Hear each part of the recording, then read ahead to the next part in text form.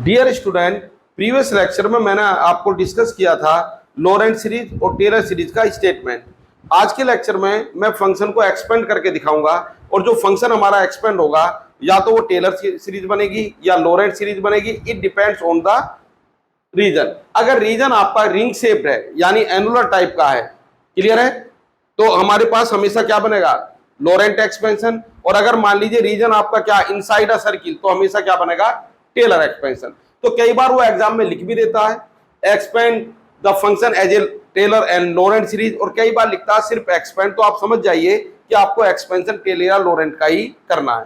लेकिन वो जो ओरिजिनल फार्मूले अगर आपको किसी पॉइंट पे निकालना है तो अलग तरीके से मैं कर सकता हूं, लेकिन अगर किसी रीजन में आपको निकालना तो ये बहुत ही डिफिकल्ट चीज है कि मैं जनरल फार्मूले की तरफ जाऊं और वहां से इसको इवेलुएट करूं। क्लियर है? तो इसमें हम क्या करते हैं, जैसे आपके पास टेक्निक है, बाइनोमियल थ्योरम है, तो उसकी हेल्प से भी आप इसको कर सकते हैं। तो मैं आपको दो इंपॉर्टेंट फार्मूले बताने जा रहा हूं बाइनोमियल थ्योरम के, उसी को बेस मानकर मैं इसको डिस्कस करूंगा। ठीक है, ओरिजिनल फार्मूले का यूज मैं नहीं करूंगा, लेकिन जब आपके पास एक्सपेंशन आएगा या तो उसमें जो भी आपकी पावर बनेगी, जेड की बने या Z-1 की बने या Z-2 की बने या Z-A की बने, वो पॉजिटिव होंगी या पॉजिटिव निगेटिव दोनों होंगी। क्लियर है? तो फार्मूला क्या है, नोट करके लिख देता हूं। ये एक इंपॉर्टेंट फार्मूला जो आपको पता ही होना चाहिए। नोट, ध्यान देंगे, 1 प्लस एक्स की पावर 1 प्लस एक्स की पावर -1, ये n के लिए आपने पढ़ रखा 1 प्लस एक्स की पावर n यानी 1 plus n x plus n into n minus 1 upon factorial 2 x square plus n into n minus 1 n minus 2 upon factorial 2 x. तो वो आप लिख सकते हैं, लेकिन यहां पर मैं डायरेक्ट लिख रहा हूं, वो n की वैल्यू यहां पर -1 है, तो ये बनेगा 1 minus x plus x square minus x cube plus x की पावर 4 एंड सो ऑन। चलो 5 भी लिख देता हूं एंड सो ऑन। और इसी तरह दूसरा फार्मूला 1 प्लस एक्स की पावर -1, यहां पर प्लस की जगह माइनस अगर मैं लिख दूं तो ये रिजल्ट मेरे पास बनेगा 1 plus x square plus x cube plus x की पावर 4 प्लस एक्स की पावर 5।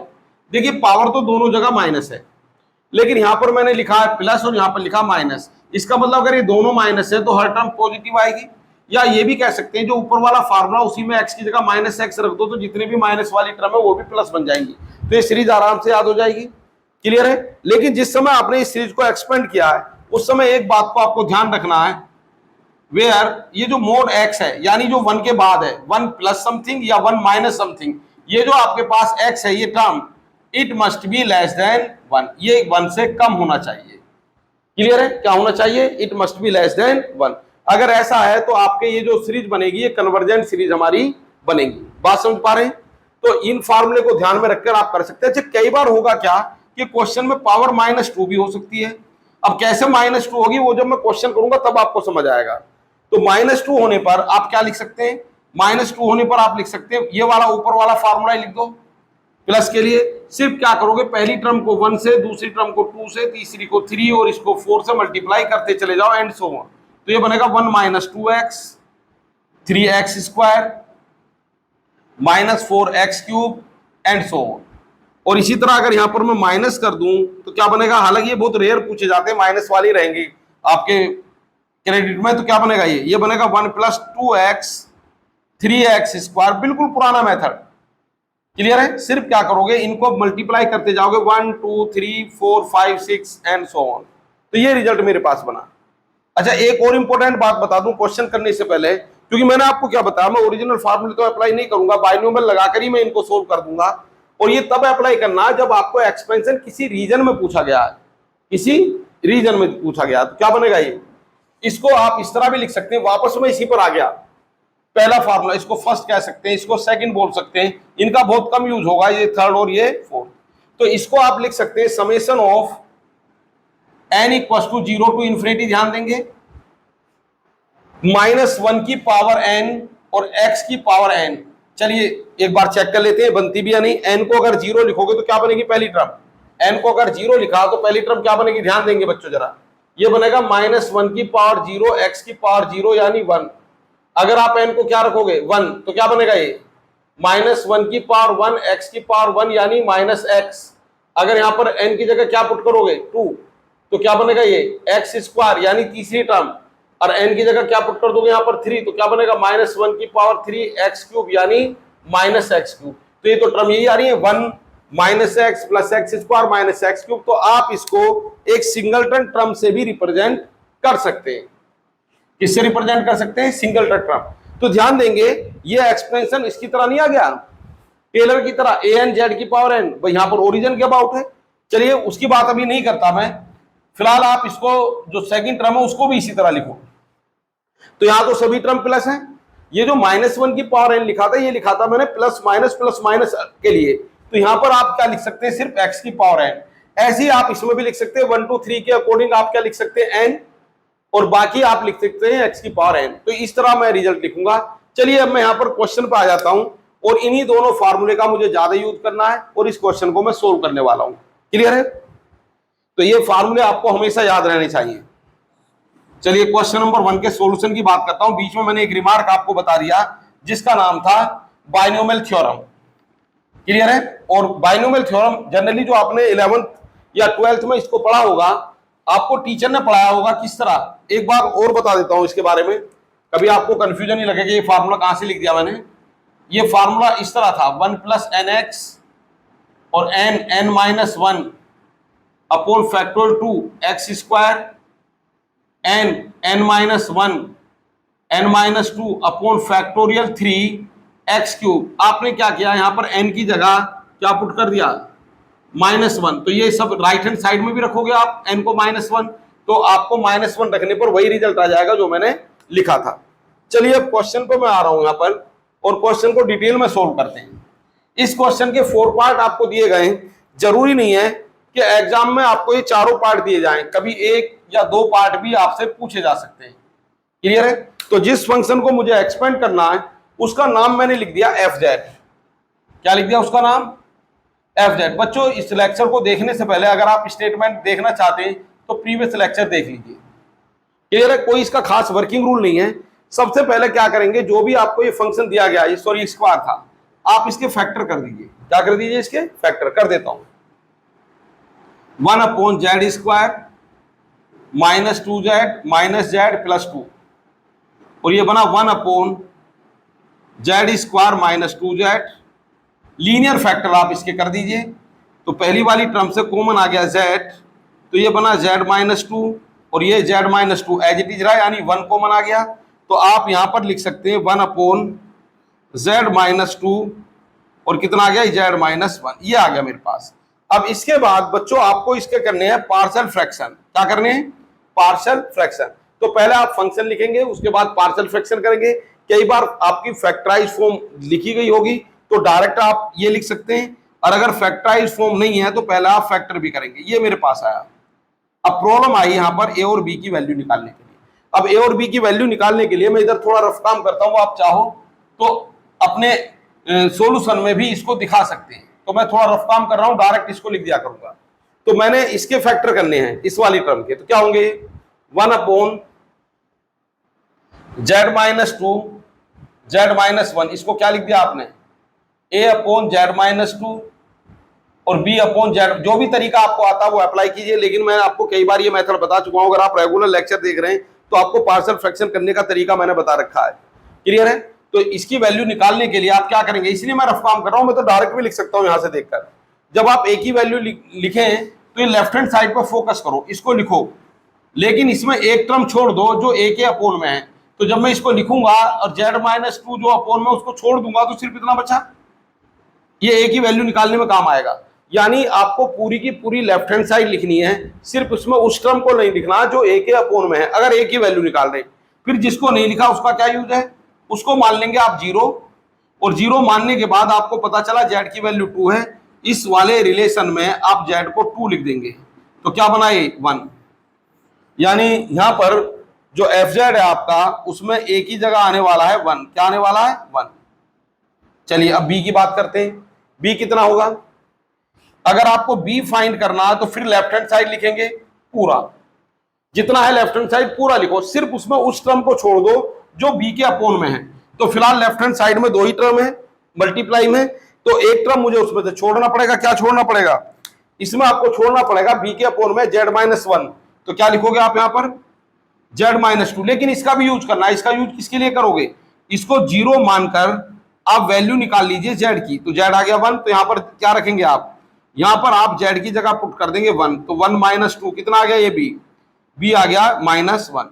तो इसका मतलब ये हुआ यहाँ बी की वैल्यू क्या आ गई, minus one upon Z minus one. थोड़ा सा इसको सही फॉर्मेट में लिख लेता हूं, तो ये रिलेशन मेरे पास आ गया कुल मिलाकर एफ जेड, क्या बना ये एफ जेड मेरे पास आ गया one upon Z minus two और माइनस जेड माइनस वन, और इसको नाम दे दीजिए आप वन। ये एक इंपॉर्टेंट इक्वेशन मेरे पास आ गई है, और ये मेरा कॉमन पार्ट रहेगा इसके लिए for all the four questions. Clear है, तो ये रिलेशन मेरे पास आया। अगर मैं इसका मल्टीप्लाई कर दूं, एलसीएम ले लूं, तो वापस यही टर्म मेरे पास आ जाएगी। बच्चों देख लीजिए, इसमें कोई डाउट आपको होना नहीं चाहिए। चलिए अब मैं आता हूं इसके फर्स्ट पार्ट पर। ये आपका रफ काम है, आप चाहें तो इसको यहां मेंशन कर दीजिए, अदरवाइज रफ पे लिखकर डायरेक्ट यहां पर आप शो कर सकते हैं। चलिए भाई, इसको मैंने यहां पर अच्छा, ये फंक्शन आ गया मेरे पास F Z equal to one upon Z minus two minus one upon Z minus one. अब मैं इसका one by one part start करता हूं। तो पहला पार्ट क्या है इसका, फर्स्ट पार्ट इज, ये तो कॉमन पार्ट है, सभी में आपको लिखना है। तो ये मेरे पास है mod Z is less than one, तो गिवन रीजन आपको दिया गया है mod Z less than one. We have, अब आप इसके बारे में लिख दीजिए, we have F Z is, ये मेरे पास है one upon Z minus two और one minus Z minus one. अब यहां पर एक बहुत ही इंपॉर्टेंट बात मैं आपको बताने जा रहा हूं। मैं इसको बाइनोमियल थ्योरम से ही सोल्व करूंगा, लेकिन उससे पहले एक इंपॉर्टेंट चीज आप समझ लें। मान लीजिए आपके पास दो टर्म है, two terms a plus b. अब आप इसको लिखना चाहते हैं वन प्लस समथिंग, ठीक है, या वन माइनस समथिंग, वो दूसरे वाले केस में बताऊंगा। तो वी हैव टू ऑप्शन, या तो यहां पर आप ए कॉमन लेंगे तो क्या बनेगा, ये वन प्लस बी अपॉन ए, और यहां पर अगर आप बी कॉमन लेंगे तो क्या बनेगा, ये बी की जगह तो वन आ जाएगा ना, तो वन प्लस और बी ए को डिवाइड कर देगा ए बाई बी। ये दो ऑप्शन बने। तो इसका मतलब ये हुआ कि अगर आपके पास ए प्लस बी है तो आप उसका वन प्लस समथिंग बना सकते हैं दो तरीके से, या तो पहली टर्म को कॉमन लेकर या बाद वाली टर्म को कॉमन लेकर। ऐसा क्यों बता रहा हूं, उसी पर मैं अभी आऊंगा। अगर माइनस आपके पास ए माइनस बी है, तब भी आपके पास टू ऑप्शन है। पहला ऑप्शन ए को कॉमन ले लें तो क्या बन जाएगा, ये वन माइनस बी अपॉन ए। दूसरा ऑप्शन बी को कॉमन ले लें। अच्छा, जब बी को कॉमन लेने की बात आएगी तो बी कॉमन नहीं लूंगा मैं, विद साइन, साइन के साथ कॉमन लो, यानी माइनस बी कॉमन ले लो, क्योंकि वन माइनस समथिंग बनाना है आपको।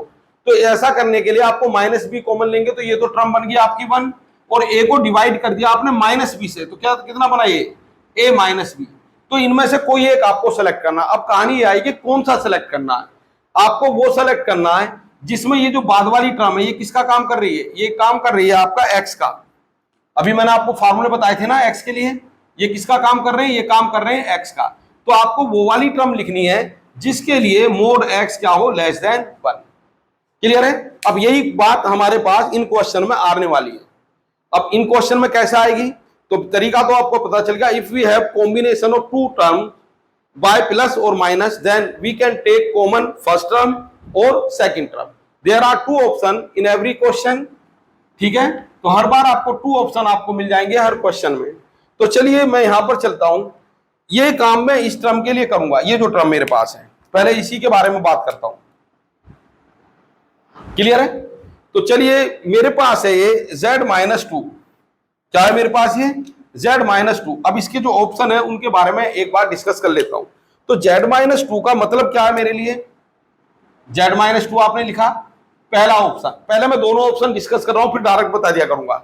यहां से आप z कॉमन ले सकते हैं, तो क्या बनेगा ये one minus two by Z.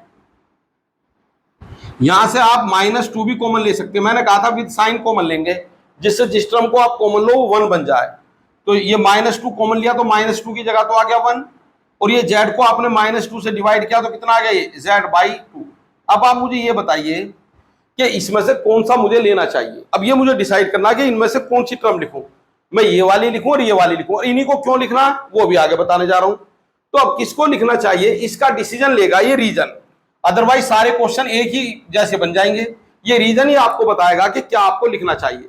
तो यहां पर आपको बताया गया कि मोड जेड जो है वो लेस देन 1 है। ये एक सर्किल को रिप्रेजेंट करेगा, इंटीरियर पार्ट ऑफ सर्किल।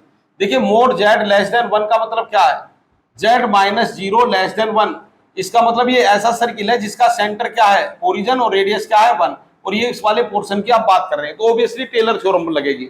अगर आपके पास एनुलस टाइप का रीजन है, एनुलर रीजन है, तो लोरेंट बनेगी। लेकिन आपको इस पर जाना भी नहीं है, आपको तुरंत ही पता चल जाएगा। हाँ इतना जरूर है कि अगर इस सर्किल का सेंटर ओरिजिन है तो पावर जेड की बनेगी, और अगर यहां पर सर्किल का सेंटर 1 होता तो पावर जेड माइनस 1 की बनती, अगर सर्किल का सेंटर 2 होता तो पावर जेड माइनस 2 की बनती। चलिए वापस मैं इसी कहानी पे आ जाता हूं कि इनमें से क्या आपको कॉमन लेना है। अब मोड जेड कितना है, लेस देन 1, तो जेड को आप अपने मन से कोई वैल्यू दे दीजिए इन नेबरहुड ऑफ 1, 1 के आसपास। अब ये तो आपको पता है कि जेड की वैल्यू 1 से कम है, तो 1 से कम कोई ऐसी वैल्यू मान लो जो 1 के पास हो। जैसे मान लिया मैंने 0.9, जेड को मैंने क्या कंसीडर कर लिया अपने माइंड में, 0.9। अब आप मुझे ये बताइए, ये तो हो गया 0.9 और ये हो गया 2। अब आप बताओ इन दोनों में कौन बड़ा है, जो बड़ा है उसी को कॉमन लेना है। बताइए कौन बड़ा है, ऑब्वियसली 2 बड़ा है। तो इसका मतलब ये हुआ कि यहां पर मुझे कॉमन लेना है कौन, 2 तो कॉमन ले नहीं सकता, -2 कॉमन लूंगा विद साइन। तो यहां पर मैंने कॉमन ले लिया -2, और -2 कॉमन लेने के बाद ये रिजल्ट बना 1 माइनस जेड बाई 2। ध्यान दीजिए। अब आप कहेंगे भाई बड़ी टर्म लेने, क्यों बताया आपने कि बड़ी टर्म को कॉमन लो, ऐसा इसलिए बताया, अगर आप बड़ी टर्म को कॉमन लेंगे तो ये बना मेरे पास जेड बाई 2, तो जेड बाई 2 आपका लेस देन 1 हो गया।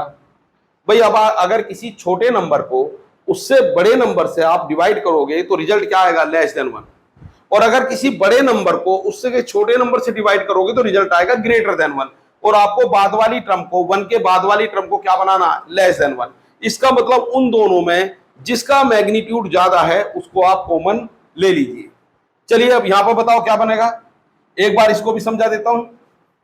यहां पर जो मेरे पास रिजल्ट है, यहां भी 2 ऑप्शन है, उन ऑप्शन के बारे में एक बार बात कर लेते हैं, फिर आप बताइए कौन सा आपको लेना है। अच्छा यहां पर ये तो रिजेक्ट हो गया था, z minus 1, there are 2 option. अगर z कॉमन लेंगे तो क्या बनेगा, 1 माइनस 1 बाई जेड, और अगर यहां पर -1 कॉमन लेंगे, -1 ध्यान देंगे विद साइन, तो ये बनेगा 1 माइनस जेड। आपको कॉमन वो लेना है जो बड़ा है। अब ध्यान देंगे जेड का मतलब क्या है, 0.9। अपने माइंड में अधिक आप कहने लगे जी मैं तो जेड की वैल्यू 1.5 मानूंगा, क्यों मान लें 0.9, इसका भी तो ध्यान रखना है। Z is less then 1, mode Z अगर लेस देन 1 है तो हर वो नंबर लेना है जिसका मैग्नीट्यूड 1 से कम है। तो मैंने मान लिया इसको 0.9। अब 0.9 और ये -1, तो बड़ा नंबर कौन है, 1। तो इसका मतलब ये हुआ -1 आपने यहां पर क्या ले लिया, कॉमन। और जैसे आप -1 कॉमन लेंगे तो ये रिजल्ट मेरे पास बनेगा 1 माइनस जेड। क्लियर है। अब इसको मैं कंटिन्यू कर रहा हूं, -1/2, और इसको लिख दीजिए न्यूमरेटर में 1 माइनस जेड बाई 2 की पावर -1, और इसको भी +1 कर दीजिए। क्या बना ये बना मेरे पास 1 माइनस जेड की पावर -1। अब ध्यान देंगे ये जो नंबर है ये मेरा किसकी तरह काम करेगा, इट वर्क किसकी तरह वर्क करेगा, इट वर्क लाइक एक्स। ये किसकी तरह वर्क करेगा, एक्स की तरह। यानी ये बना 1 माइनस एक्स की पावर -1, और ये बना 1 माइनस एक्स की पावर -1। और ये फार्मूला आप जानते हो, 1 माइनस एक्स की पावर -1 क्या है, ये अभी मैं इसी लेक्चर में आपको बताकर आ रहा हूं। 1 प्लस एक्स की पावर -1, ये मेरे पास है summation n equal to 0 to infinity -1 की पावर n x की पावर n, और 1 माइनस एक्स की पावर -1, ये क्या है, यह है n equal to 0 to infinity. ध्यान दे दीजिए दोनों अगर माइनस हैं तो x की पावर n। यही फार्मूला यहां आप इंप्लीमेंट कर दीजिए। बस ध्यान क्या रखना है, ये जो x है इसका मैग्नीट्यूड 1 से कम होना चाहिए, इसका मोड 1 से कम होना चाहिए, जो यहां भी है। Mod Z is less then 1, तो z/2 is obviously less than 1, और यहां पर मोड जेड डायरेक्टली आपको 1 से कम नजर आता। तरीका मैंने ये बताया था, इन दोनों में जो बड़ा है उसको आप कॉमन ले लीजिए। तो चलिए इसको लिख दो अब, 1 माइनस एक्स, तो क्या बनेगा ये एफ जेड, ये एफ जेड मेरे पास आ गया। -1/2 तो बाहर ही रखो, और इसकी जगह ये जो रिजल्ट है ना आपके पास ये वाला, इसको 1 माइनस एक्स की पावर -1 से कंपेयर किया तो ये बना मेरे पास summation n equal to 0 to infinity. ध्यान देंगे, और x का मतलब z/2 की पावर n।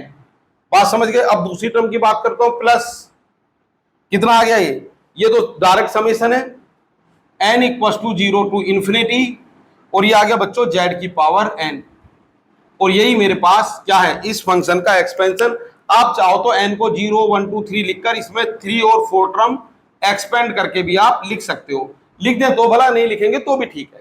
तो ये मेरे पास रिजल्ट रहा किसके लिए, फर्स्ट पार्ट के लिए। चलिए अब आता हूं मैं इसके सेकंड पार्ट पर। तो सेकंड पार्ट में क्या करेंगे, ये फर्स्ट पार्ट है, चाहे तो इसका स्क्रीनशॉट ले लीजिए आप। अब सेकंड पार्ट की बारी आई। अच्छा ये तो कॉमन पार्ट है, इक्वेशन नंबर 1 तक जो मैंने किया ये कॉमन है और ऐसे ही लिखा रहेगा। लेकिन अब आपको सेकंड पार्ट में बहुत ज्यादा मेहनत करने की जरूरत नहीं पड़ेगी। क्या है रिजल्ट मेरे पास, सेकंड एनुलस।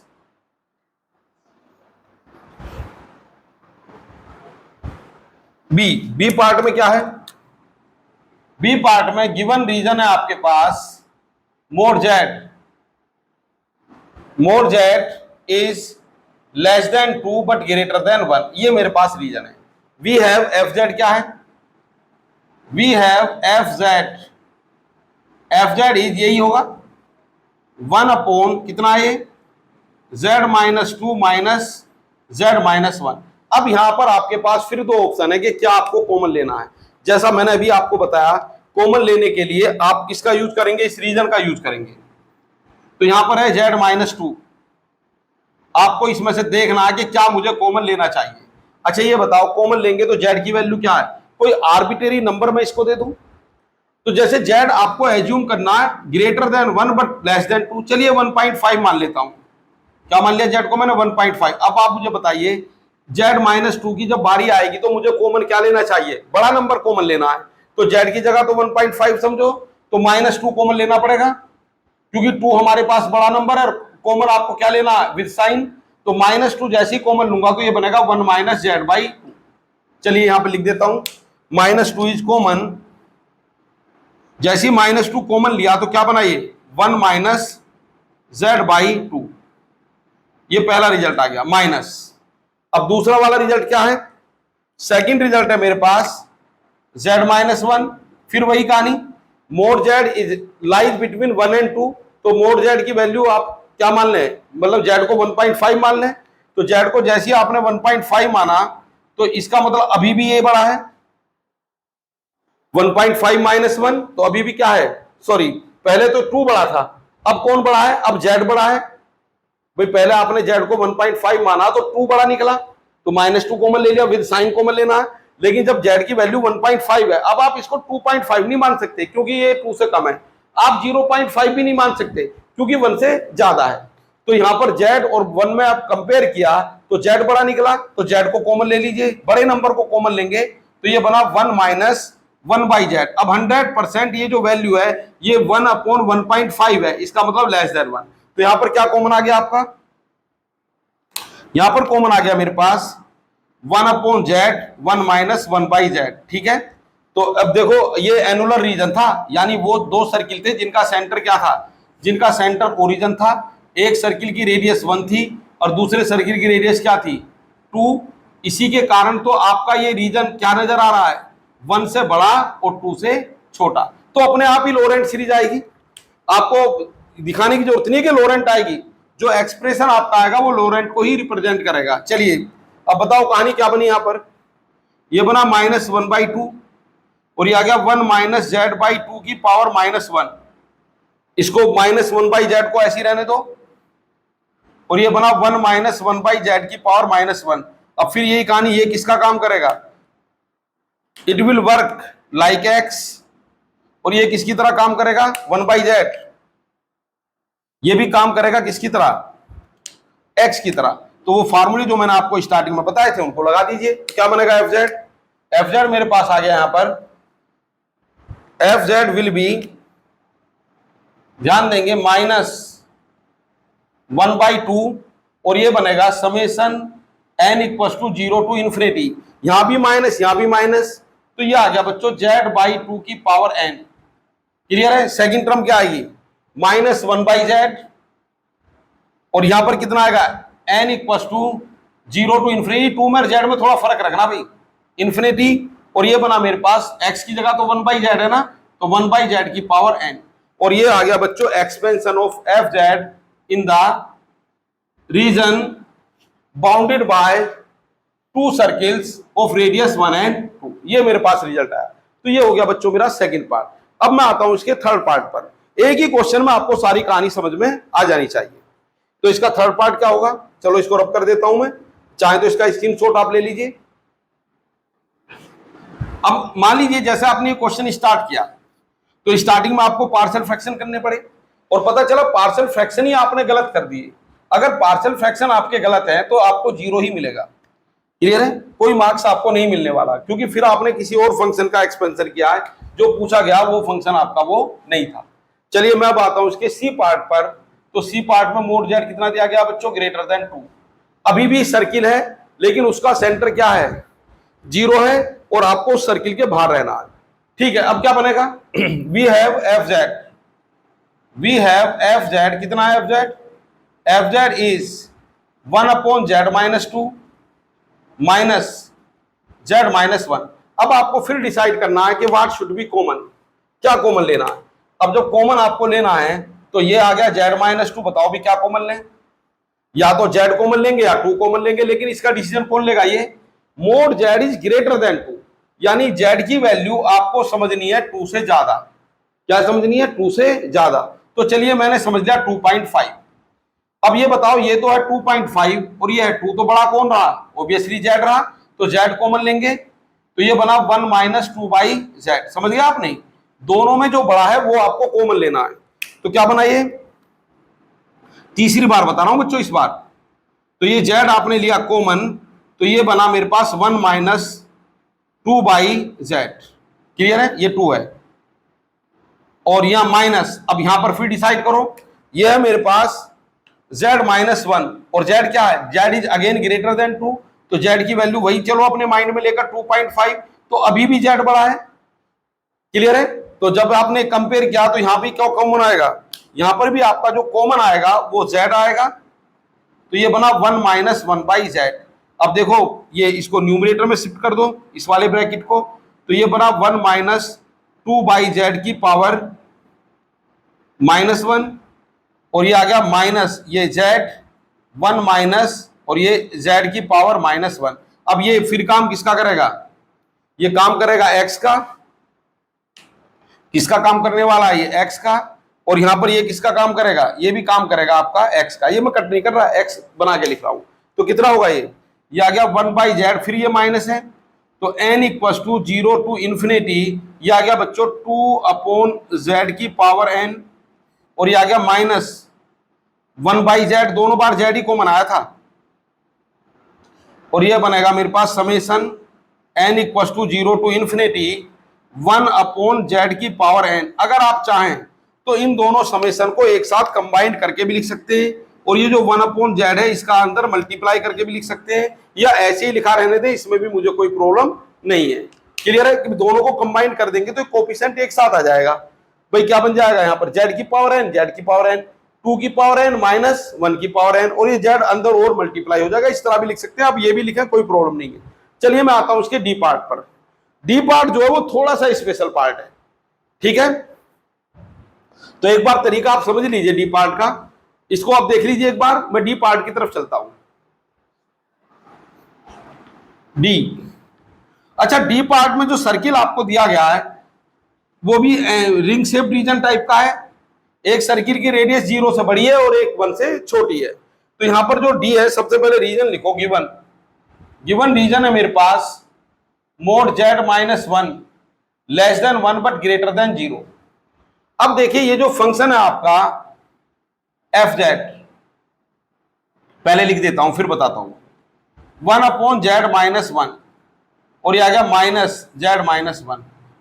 तो आपको करना क्या है इस क्वेश्चन में, अब आपको z नहीं, फोकस z-1 पर करना है। किस पर करना है फोकस, z-1 पर। यानी अब जो आपकी सीरीज बनेगी उसमें पावर z की नहीं आएंगी, उसमें पावर आएंगी z-1 की, क्योंकि ये जो सर्किल है अगर आप इसको ट्रेस करो तो ये कुछ इस तरह का सर्किल बना। सेंटर क्या आएगा आपके पास 1, और ये रेडियस क्या है आपकी 1, और ये कोई भी रेडियस ले सकते हो ग्रेटर देन 0। तो इस तरह का सर्किल आपको बना। तो जब सेंटर आपका 0 था तो पावर आपकी z की बनी, अगर सेंटर आपका क्या है a है तो पावर आपकी किसकी बनेगी, z माइनस a की बनेगी। क्लियर है? चलिए तो यहां पर मुझे क्या करना है कि अब z या 2 में से कॉमन नहीं लूंगा, z की जगह आपको समझना पड़ेगा z माइनस 1। तो कैसे समझोगे, जहां जहां z है उसको लिख दो z माइनस 1। चलो लिख दिया। अब इसको बैलेंस भी कर दो।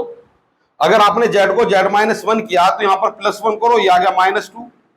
और यहां पर z को क्या करना, z माइनस 1 ऑलरेडी बना हुआ, कुछ करने की जरूरत नहीं है। क्लियर है? तो ये मेरे पास टर्म आ गई, यानी जहां भी आपको z नजर आ रहा है उसको z माइनस 1 बना के लिख दो। और जब z माइनस 1 बनाओगे तो कुछ बैलेंस भी करना पड़ेगा।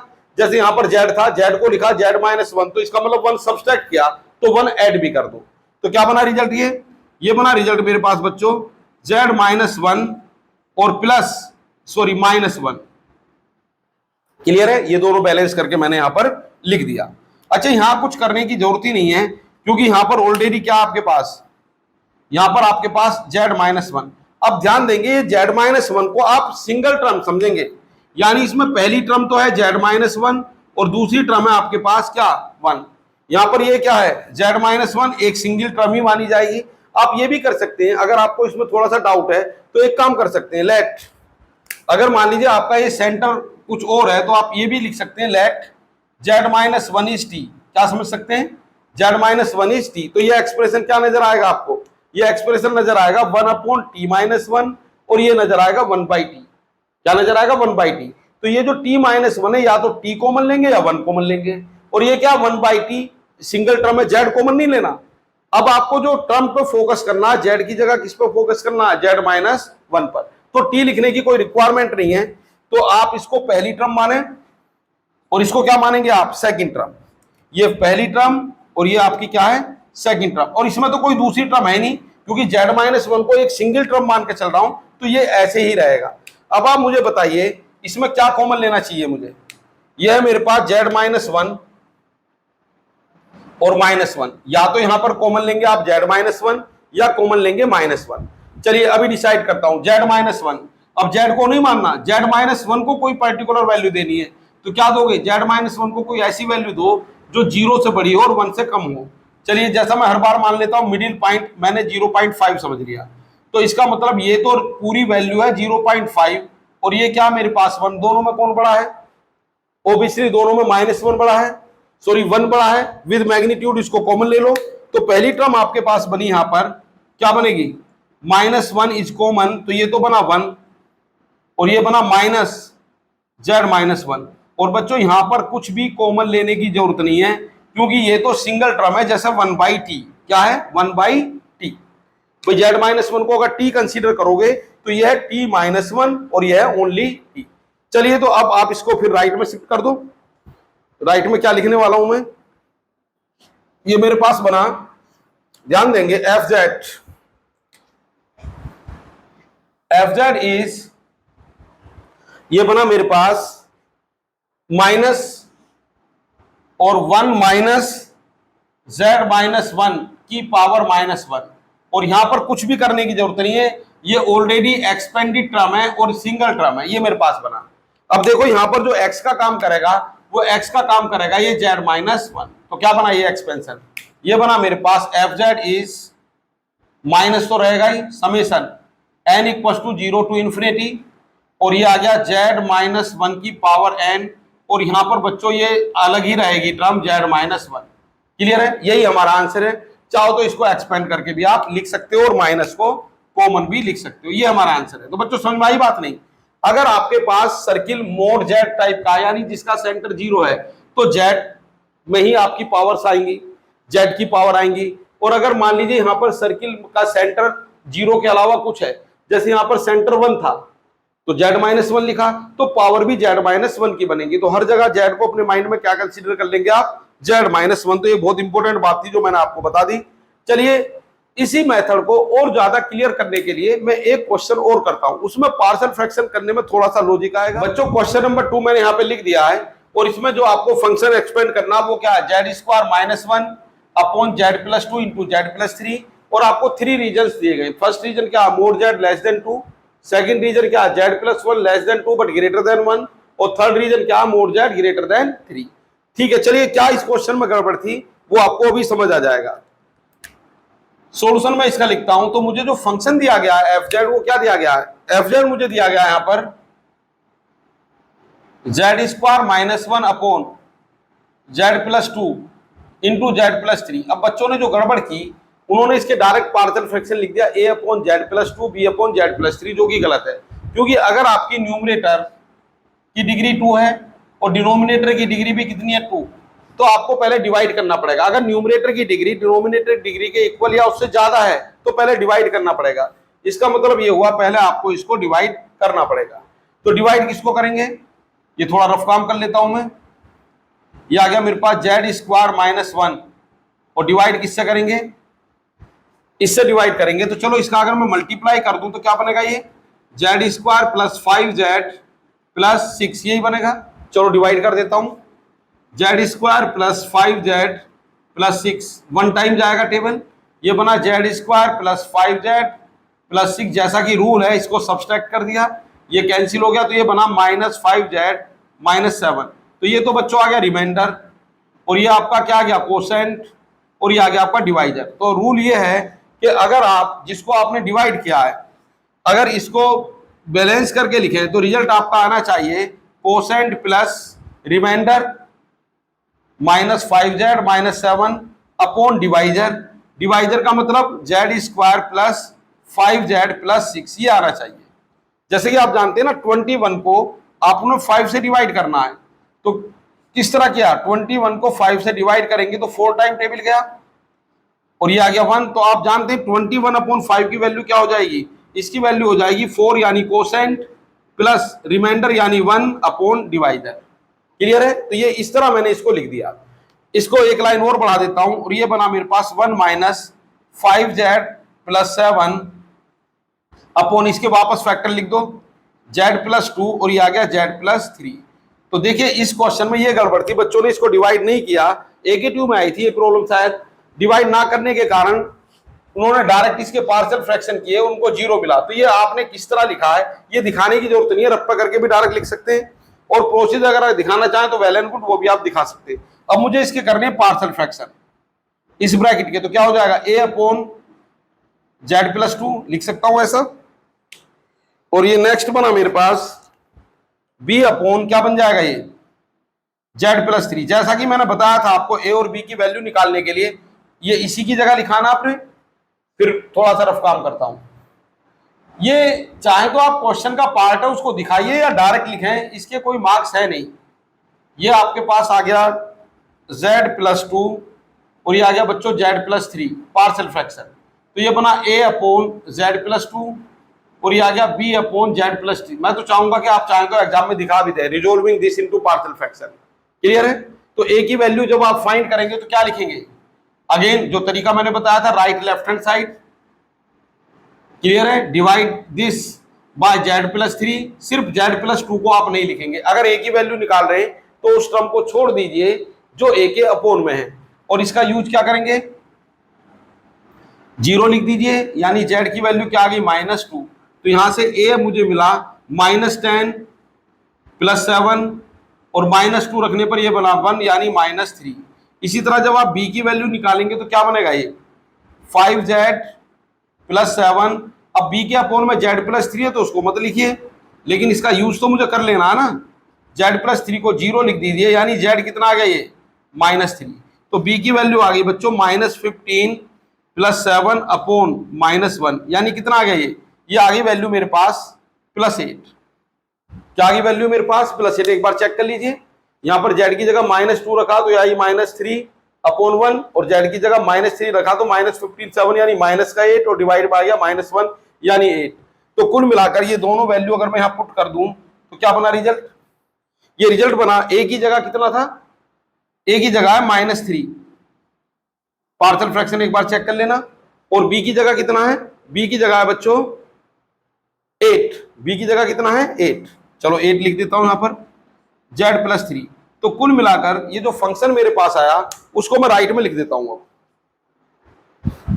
ठीक है, इसके बाद 1 बाय 1 क्वेश्चन करूंगा, बस इसमें ज्यादा टाइम अब लगेगा नहीं, क्योंकि फंक्शन को मैंने बिल्कुल स्टैंडर्ड फॉर्म में लिख दिया जिस तरह मुझे चाहिए।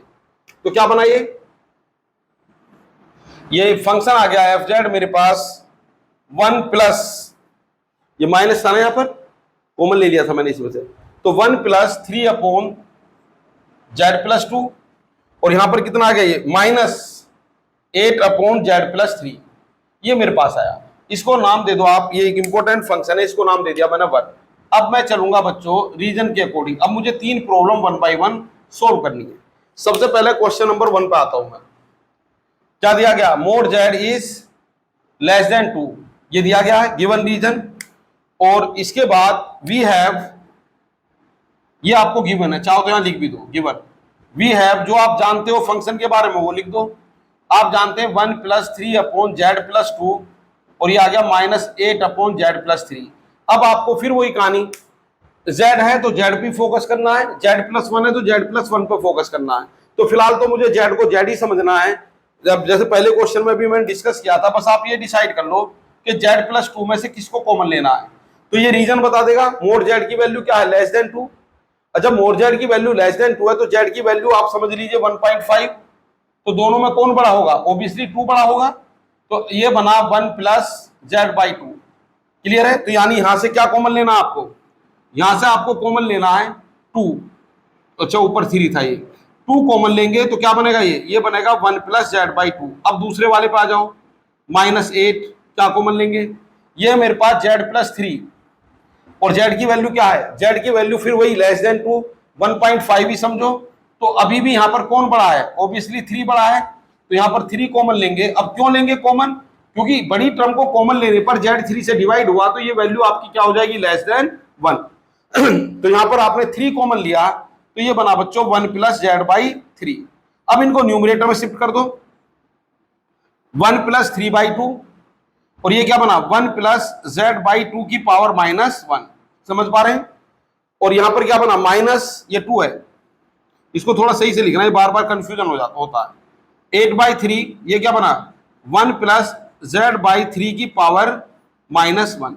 अब इसमें वो फार्मूला लगा दीजिए, कौन सा फार्मूला है, 1 प्लस एक्स की power minus 1, it is infinite series n equal to 0 to infinity minus 1 की पावर n इंटू एक्स की पावर n। ये फार्मूला आपने यहां पर फिट किया तो क्या बनेगा, ये बनेगा 1 plus 3 by 2 summation n equal to 0 to infinity, और ये बना बच्चों z बाई 2 की पावर, सॉरी क्योंकि यहां पर प्लस है बीच में तो एक साइन माइनस का भी आएगा फार्मूले में, जैसा कि मैंने लिखा है। अगर ये दोनों माइनस होते तो सिर्फ आपके पास x की पावर n आता, माइनस 1 की पावर n, और कितना आएगा ये z बाई 2 की पावर n, माइनस 8 बाई 3, यहां पर कितना आएगा ये n equal to 0 to infinity, और ये आ गया माइनस 1 की पावर n, और ये आएगा z बाई 3 की पावर n। ये रिजल्ट मेरे पास आया, और यही क्या इस फंक्शन का एक्सपेंशन यानी एफ जेड। क्या था बच्चों, ये एफ जेड, थोड़ा ठीक से लिख दो। और ये इंपॉर्टेंट रिजल्ट मेरे पास आ गया है, लेकिन ये मैंने इसका एक ही पार्ट किया है, फर्स्ट पार्ट। अब मैं आता हूं इसके सेकंड पार्ट पर। तो सेकंड पार्ट में रीजन बदल जाएगा। क्या है रीजन, इसको आप देख लीजिए एक बार, क्लियर है। तो सेकंड पार्ट पर मैं आ रहा हूं, ये कॉमन पार्ट है इसलिए मैं इसको बार बार रब नहीं कर रहा हूं, ये तो मुझे हर बार लिखना होगा। अगर एक ही साथ ये सारे पार्ट पूछे गए तो एक बार लिखकर ही आप इसका काम चला सकते हैं। चलिए सेकंड पार्ट, सेकंड पार्ट में क्या है, सेकंड पार्ट में मुझे दिया गया है ये, हाँ जी, mod Z plus 1 less than 2 but greater than 1 and ये given region. We have F Z कितना है, एफ जेड इज, ध्यान देंगे, it is 1 plus 3 by Z plus 2 minus 8 upon Z plus 3। अब सबसे पहला यहां बड़ा इंपॉर्टेंट बात मैं बताने जा रहा हूं, यहां पर आपको जेड पर फोकस ही नहीं करना, फोकस किस पर करना, जेड प्लस 1। तो हर जगह जेड को आप जेड प्लस 1 लिख दें। चलिए जेड को जेड प्लस 1 कैसे लिखेंगे, यहां पर लिखा 3 अपॉन जेड प्लस 1, यानी जेड को जेड प्लस 1 आपने लिखा तो माइनस 1 कम भी कर दीजिए, मतलब जेड में 1 जोड़ दिया और 1 आपने सब्सट्रैक्ट कर दिया। हालांकि डायरेक्ट यहां से भी बैलेंस कर सकते थे, बच्चे कई बार कंफ्यूज हो जाते, तो इसलिए मैं जेड में 1 को ऐड कर रहा हूं और 1 को सब्सट्रैक्ट। यहां पर भी आप यही काम कीजिए। तो जेड में आपने जेड को पहले जेड प्लस 1 समझेंगे, क्योंकि अब सेंटर आपका माइनस 1 हो गया है, तो कितना हो जाएगा ये, अब जो भी आपकी सीरीज बनेगी उसमें पावर z की ना लिखकर z+1 की लिखनी है। तो क्या बनेगा ये, अगर ये रीजन z लेस देन 2 और ग्रेटर देन 1 होता, mode z less then 1 sorry less than 2 greater than 1, तो मैं ये काम नहीं करता, फिर z या 2 में से ही कॉमन लेता। तो क्या बना यहाँ पर, ये सेकंड टर्म पर आ गए हम z+1 और ये -1+3 बैलेंस करने के बाद ये fz मेरे पास आ गया 1+3 अपॉन, ध्यान देंगे z+1, ये मेरे पास अब सिंगलटन टर्म है z+1 और इसके बाद है +1 -8 अपॉन, ये मेरे पास z+1 और ये मेरे पास 2। क्लियर है। अब आपको डिसाइड करना है कि कॉमन आपको z+1 लेना है या सिर्फ 1 लेना है, कॉमन आपको z+1 लेना है या सिर्फ 2 लेना है, ये आपको डिसाइड करना है। इसका डिसीजन कौन लेगा, यहां से ले लेते हैं अभी। तो ये मेरे पास आ गया z+1, पहले इसी की बात करते हैं, z+1+1, कोई एक टर्म आपको यहां पर कॉमन लेनी है। तो z+1 कॉमन लेना है, 1 बड़ा आसान सा काम है, z+1 लाइज बिटवीन 1 एंड 2, 1 से छोटा सॉरी 2 से छोटा और 1 से बड़ा। तो z+1 को एक पर्टिकुलर वैल्यू मैंने दे दी जिसका नाम है 1.5। क्लियर है भाई, 1 से बड़ी है 2 से छोटी है। तो यहां पर अगर आप 1.5 लिखो तो ऑब्वियसली ये वाली टर्म ही बड़ी नजर आएगी।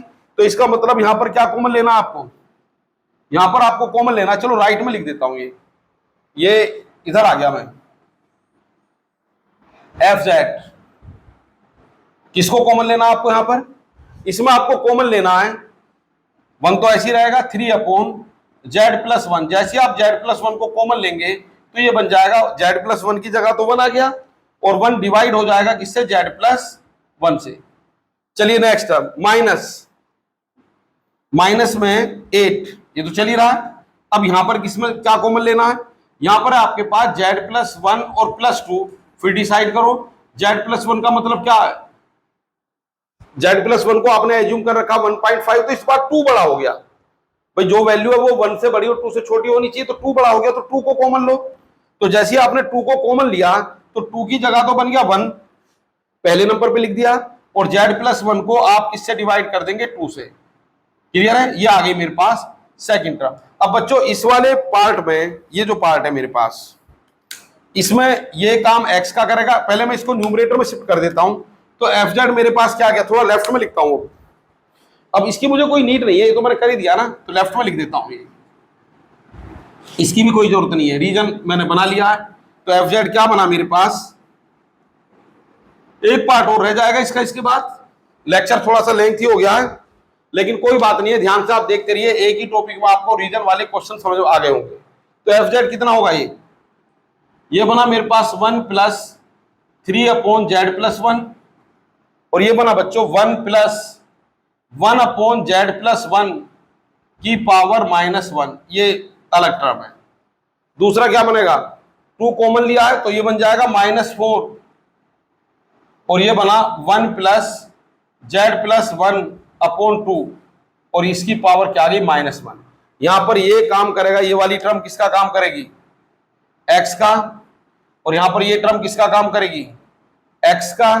तो रिजल्ट क्या बना मेरे पास, तो fz मेरे पास आ गया ये 1+3 अपॉन z+1, और ये बना समेशन n = 0 टू इन्फिनिटी -1 की पावर n और 1 अपॉन z+1 की पावर n।